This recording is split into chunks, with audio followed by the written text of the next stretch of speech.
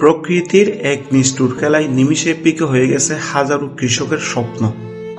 সুনামগঞ্জের অন্তত 10টি জেলার পাহাড়ি ঢল আর টানা বৃষ্টিতে দেখা দিয়েছে আগাম বন্যা।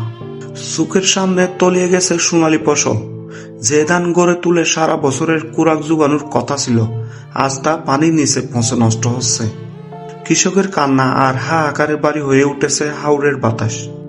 ক্ষয়ক্ষতির পরিমাণ এতটাই বেশি যে কৃষকরা এখন দিশেহারা।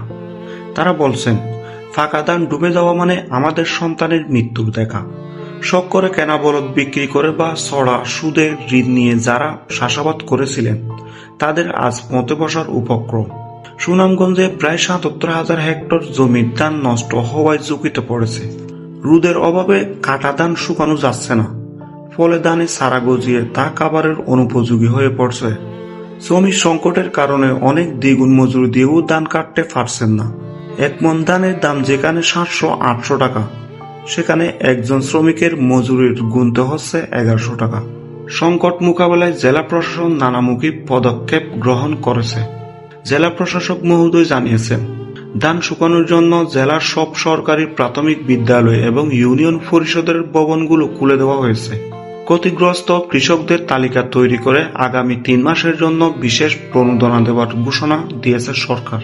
পাহাড়ি ঢলের পানি দ্রুত নিষ্কাশনের জন্য পানি উন্নয়ন বোর্ডের সাথে সমন্বয় করে কাজ করা হচ্ছে।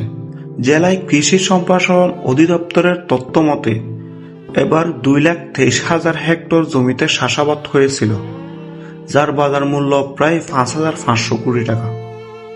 এই বিশাল সম্পদ রক্ষাই এখন প্রধান চ্যালেঞ্জ। শুধু সুনামগঞ্জ নয়, নেত্রকোনার কালিয়াজুড়ি ও ধনু নদীর পানি বিপদসীমার উপর দিয়ে প্রবাহিত হচ্ছে। কংস ও উৎপাদিকারী নদীর পানি উপচে নিম্নাঞ্চল প্লাবিত হচ্ছে। মেঘালয় থেকে আসা পাহাড়ি ঢলের নতুন নতুন এলাকা তলিয়ে যাওয়ার আশঙ্কায় নির্ঘুম রাত কাটছে নদী পাড়ের মানুষেরা।